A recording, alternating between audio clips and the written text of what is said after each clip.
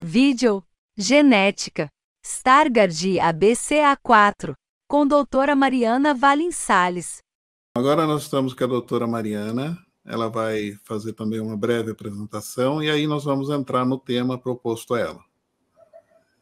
Eu sou a Mariana Valim Salles, sou oftalmologista, sou formada no Paraná, em Curitiba, na PUC. Eu fiz doutorado aqui na Unifesp, junto da doutora Juliana Salum, e a minha tese de doutorado defendida em 2018 foi em doença de Stargardt. É um prazer estar aqui de novo com vocês. Muito obrigada pelo convite. Tá certo, a Lúcia também está com a gente. Bom dia, doutora. Prazer em tê-la novamente aqui com a gente. Obrigada pelo convite. Tá certo. Bom, doutora Mariana, o tema proposto hoje é com relação a Stargardt, lógico, né? Então, falar um pouquinho a respeito do ABCA4, que a gente sabe que além do Stargardt, ele causa outras doenças, né? E a respeito dos outros genes que causam também o Stargardt. Então, é isso. A palavra é sua, doutora. Obrigada. Então, o tema, né, que me foi solicitado foi genética, doença de Stargardt e o gene ABCA4, né? Isso.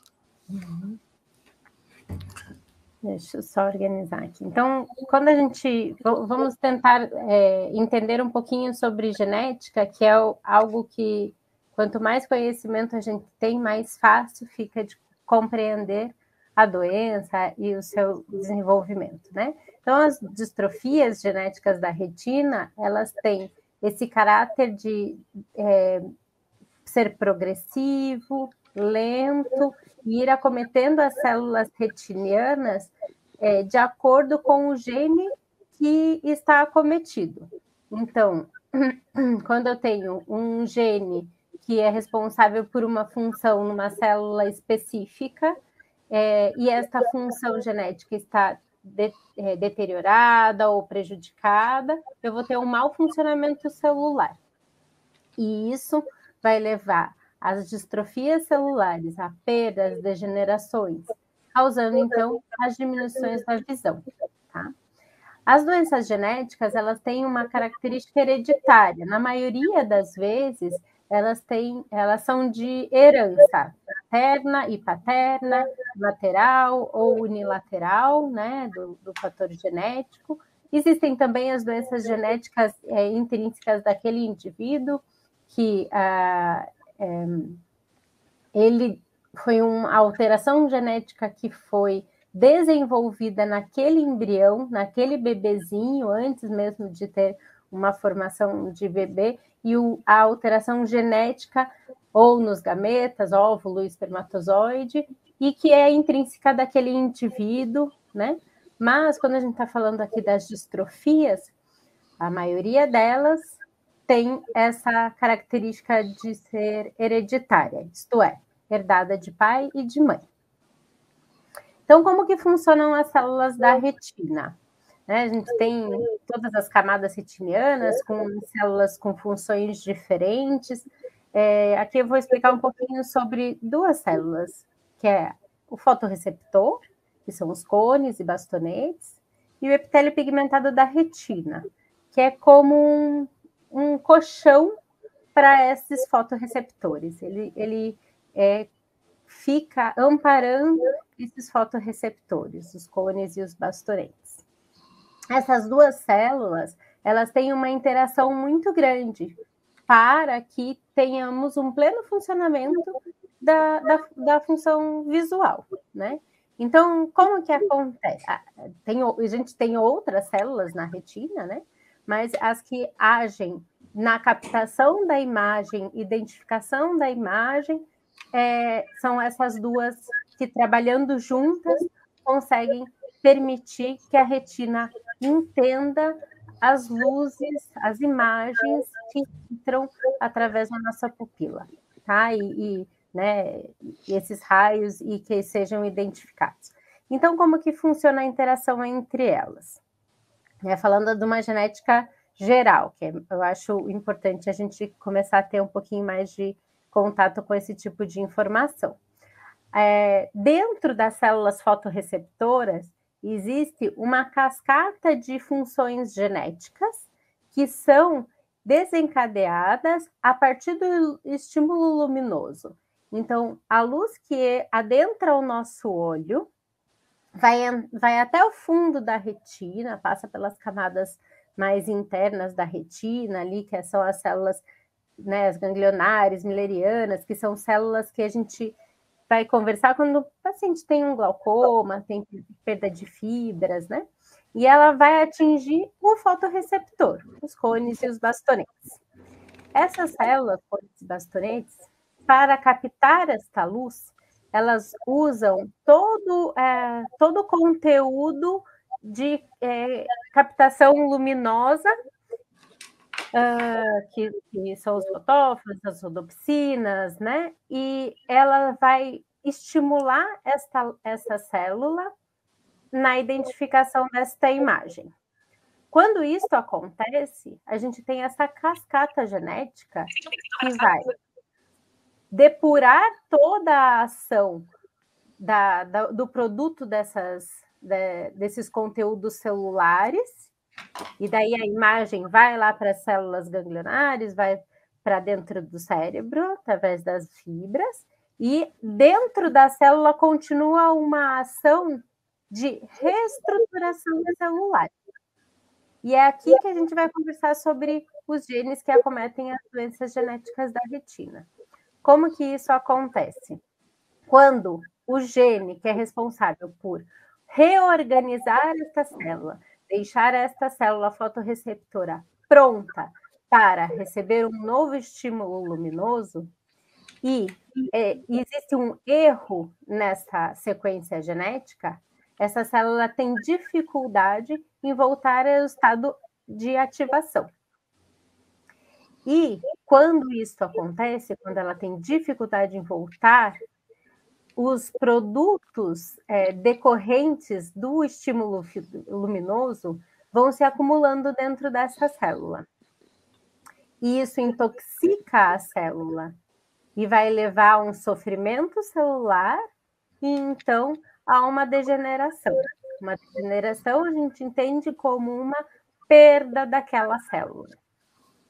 Quando a gente tem a célula do fotorreceptor, cones e bastonetes, em contato com o epitélio pigmentado da retina, que é o responsável pela retirada de todos esses produtos tóxicos celulares do fotorreceptor, e esse epitélio pigmentado da retina não está tendo a seu pleno funcionamento por uma alteração genética e que vai levar a uma perda da função do epitélio pigmentado da retina, então eu também vou ter um fator degenerativo, distrófico desta célula.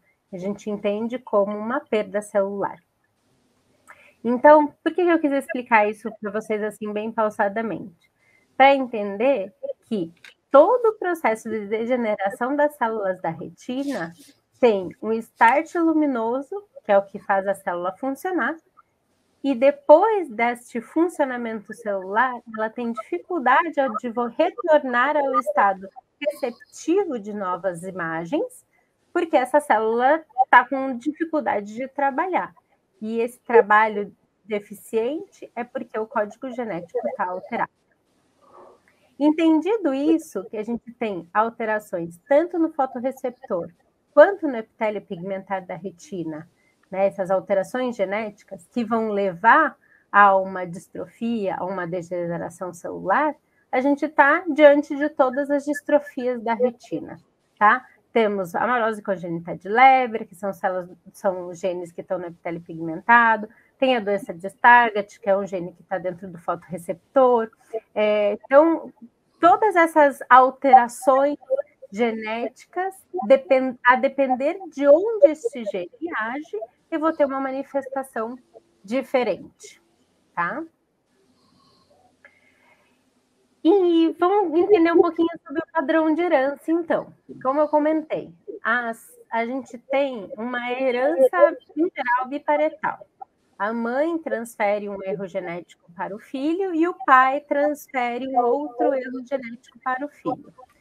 quando os dois pais possuem, coincidentemente, um erro genético no mesmo gene, e apesar de todas as mudanças que acontecem nos gametas, óvulos, espermatozoides, todas as combinações diferentes desses genes, tem essa coincidência de termos um óvulo e o espermatozoide que se uniram para formar aquele bebê, aquele filho, carregando a mesma alteração no mesmo gene, a materna e a paterna, a gente está diante das distrofias autossômicas recessivas, tá? E são a maioria delas.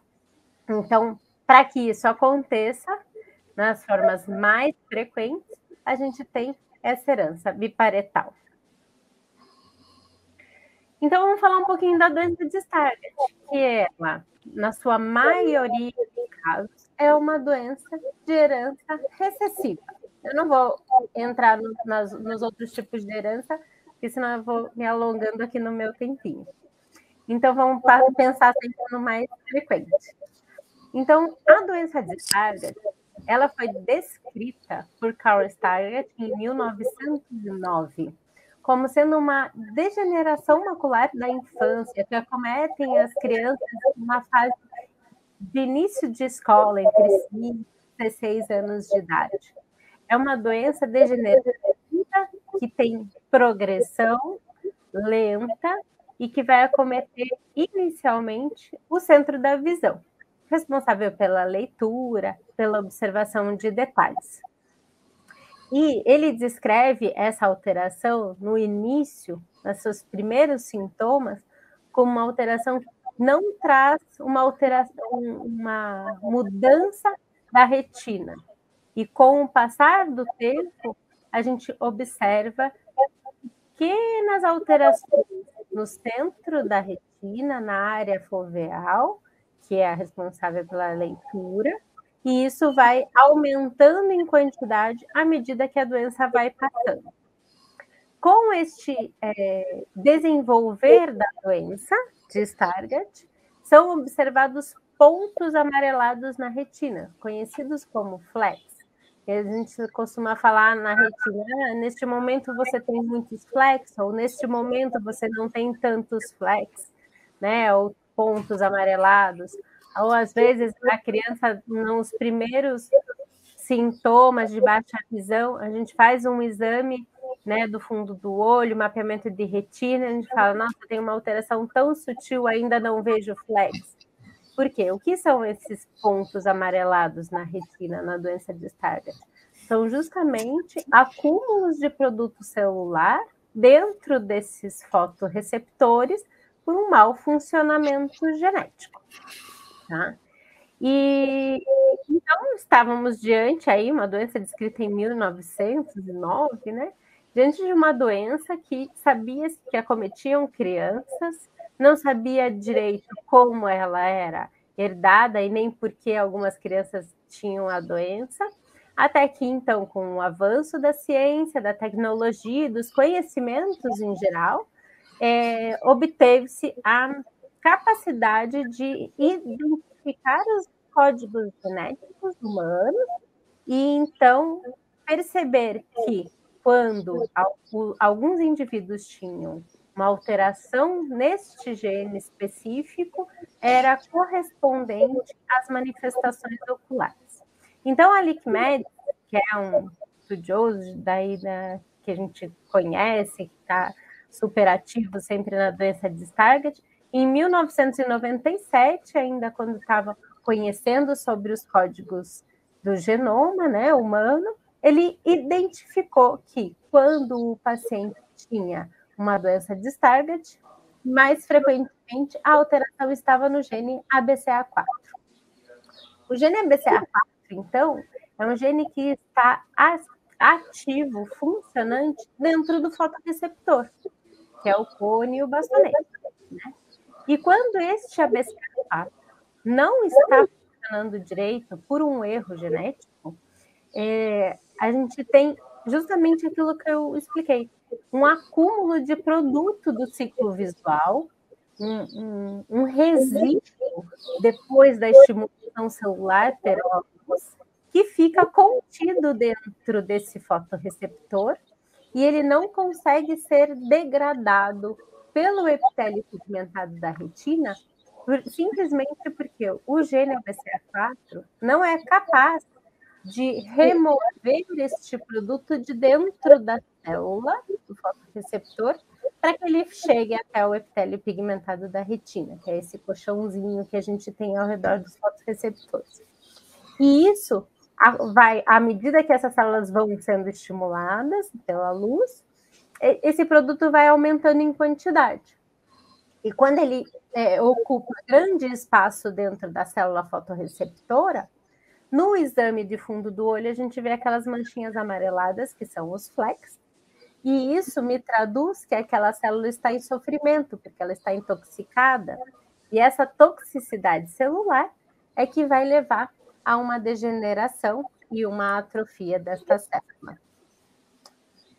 Então, sabendo de tudo isso que a gente tem, como que a doença genética se comporta, como que descobriu-se o gene ABCA4 relacionado à doença de Stargardt, a gente tem as diversas manifestações da mesma doença descrita em 1909 por Carl Stargardt, que são indivíduos que têm um acometimento central restrito, que fica só com aquela baixa visão central, com dificuldade para ler letras grandes ali, letras pequenas no nosso projetor, né, no teste no consultório oftalmológico, às vezes que consegue preservar a leitura com o uso de lupas ou com ampliadores de tela, ou tablets com lupas, né?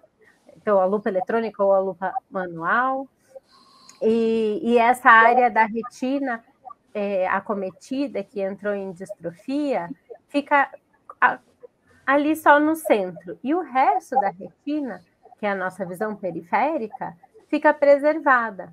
Ela permite que o indivíduo, por exemplo, caminhe sem se bater, consiga se deslocar, consiga encontrar objetos ao redor, por exemplo, copos sobre a mesa, porque a visão periférica está preservada. Esse é um tipo de manifestação da doença de Stargardt.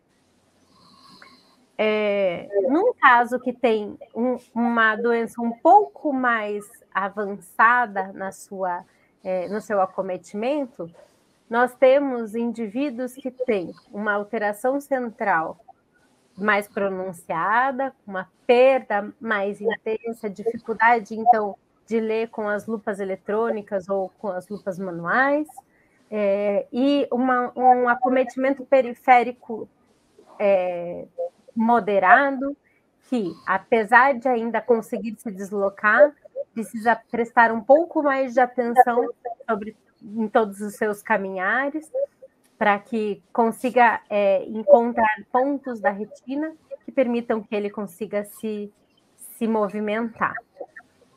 E os casos mais intensos da doença de Stargardt são indivíduos que têm uma atrofia difusa, generalizada da retina, acometendo o polo posterior, o centro, né, responsável pela leitura, e também a periferia. E, por vezes, tem um resquício de visão periférica muito pequeno nas laterais. Então, Mariana, você está me dizendo que a mesma doença causada pelo mesmo gene, eu tenho pessoas que enxergam mais e outras pessoas que enxergam menos? É exatamente isso. A doença de Stargardt, ela tem essas características e a gente compreende isso de acordo com a funcionalidade do gene estar um pouco preservada ou totalmente abolida. Enquanto menor a função genética, né, do gene ABCA4, mais atrofia celular eu tenho, mais perda de células, mais perda de campo e de visão central. Mas eu escutei falar que tem pacientes que têm doença por ABCA4 e que vocês falam que não é doença de Stargardt. Sim, ainda isso nós temos na genética. né? São tantos genes responsáveis pela função das células retinianas e cada um destes genes tem uma função específica. Porém, a forma como esse gene se apresenta quando alterado pode lesionar a função celular de uma forma diferente. Então, tem pacientes que, com uma doença no ABCA4, acumulam muitos flecos, fica com muita toxicidade. Tem os pontos amarelados, uma doença que iniciou-se na primeira infância e que a gente consegue combinar todas essas manifestações clínicas e a gente aceita ser a doença de Stargardt. Porém, um acometimento mais grande deste gene pode lesar mais fracamente a célula, causando o que a gente conhece como distrofia de cones. E às vezes é só uma perda da sensibilidade dos cones, causando também, às vezes, uma baixa visão, uma alteração na visão de cores, mas eu não vou ter todo aquele quadro florido da doença de Stargardt. Então, era isso que eu queria aqui contar para vocês. Tá certo. Doutora Mariana, diz uma coisa para mim. Considerando esses últimos testes genéticos que foram feitos, né? Surgiu também, a partir do ABCA4, a retinose pigmentar inversa, a distrofia de cones, o fundo flávio maculatus, e são 4, né? Então, a retinose pigmentar inversa, que a gente chamava assim já há alguns anos, a gente já mudou, é justamente a distrofia de cones. Tá. E elas é a mesma coisa, em características clínicas, né? Quando a gente fala em retinose pigmentar inversa, a gente tem... Primeiro, vamos saber o que é uma retinose pigmentar clássica, né? Então, a retinose pigmentar clássica é um acometimento das células periféricas, que são os bastonetes, certo? E ela perde o campo de visão e preserva o centro da visão por mais tempo e, às vezes, por toda a vida. Tá? Essa é a retinose pigmentar. A retinose pigmentar, e ela acumula os pontos pretos pigmentados na retina, por isso ela tem esse nome. A retinose pigmentar inversa é quando eu tenho pontos pigmentados na retina, às vezes não, às vezes a gente tem uma retinose sem pigmento, que ainda tem essa, mas que o acometimento primário da doença é nas células do centro da visão. Mas que o quadro do indivíduo não é compatível com uma doença de Stargardt. Então, é uma distrofia de cones, tá? Ou cones bastão, no processo de evolução. A gente vai ter o acometimento da retina periférica, e que a gente, há muitos anos, costumava chamar de retinose inversa, mas esse nome já caiu. Então, todos aqueles que colocavam em retinose inversa estão no pacote da distrofia de cones. E o que vai diferenciar uma manifestação ou outra? O gene que está acometido e a forma como esse gene está impedido de funcionar. Tá joia. Doutora, infelizmente o nosso tempo é curto, mas eu já faço um convite para a doutora para o próximo ano a gente fazer uma live somente tratando a respeito desse tema. Certo, Luciana? Certo. Doutora, muito obrigada mais uma vez por estar aqui com a gente. Esperamos que você tenha podido fazer aí uma boa explanação para quem tem ainda muitas dúvidas, né? Que tenha podido esclarecer muitas dúvidas de todos que estão assistindo. E até uma próxima vez. Muito obrigada, doutora. Até, eu que agradeço o convite sempre, e sempre que vocês tenham dúvidas, contem comigo. Marina, é contigo.